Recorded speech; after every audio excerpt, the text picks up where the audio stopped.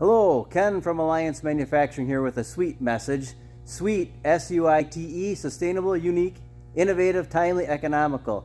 An acronym we use here in developing products, processes, and people. Today I want to talk a little bit about our R-Cubed program, recondition, retool, reuse. We just recently brought back some machines from the field.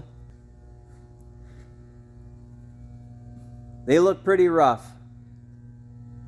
Washers do a dirty job. So in that, they remove oils, chips, coolant, all kinds of good stuff. And over the years, these machines were used for cleaning compression springs. So here's an example of one unit. The other unit is in like tear down mode. We're getting it cleaned up, stripping it down, getting it back up to speed to be reused. These two machines actually will be married together into one unit.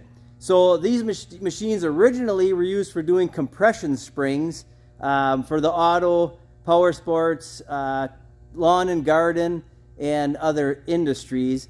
And they cleaned literally millions and millions of springs over their lifetime. Now we're going to put the two machines together into one unit, and it's going to be used for cleaning components for cylinder canisters. So stay tuned and we'll show you the finished product in a couple of weeks. Thanks for watching.